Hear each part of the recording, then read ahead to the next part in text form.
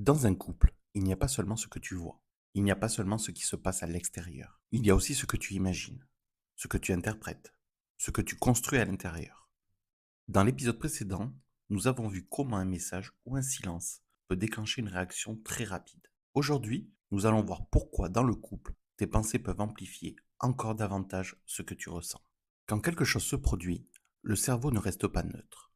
Il cherche à comprendre, à donner du sens. Et très vite, il commence à créer des scénarios, des hypothèses, des interprétations. Il s'éloigne, il ne tient plus à moi, je vais le perdre. Et ces pensées, elles ne restent pas juste dans la tête. Elles influencent directement le corps. Elles augmentent l'intensité émotionnelle. Elles renforcent l'alerte. Elles rendent la situation encore plus urgente. Dans un couple, ce mécanisme est très puissant. Parce que ce que tu imagines touche directement le lien. Et plus le lien est important, plus les scénarios prennent de la place. Le problème, ce n'est pas d'avoir des pensées, c'est de les prendre comme une réalité, comme une certitude, sans recul, sans distance. Et à ce moment-là, tout s'intensifie. Les émotions, les réactions, le besoin d'agir, très vite. Dans un couple, cela peut créer des situations difficiles, parce que l'autre n'est pas toujours au même endroit. Il ne voit pas ce que tu imagines, il ne ressent pas ce que tu ressens, et il ne peut pas comprendre tes réactions, ce qui peut créer de l'incompréhension, de la distance, parfois même des conflits. Et pourtant, à la base, tout est parti d'une pensée, d'une interprétation, d'un scénario.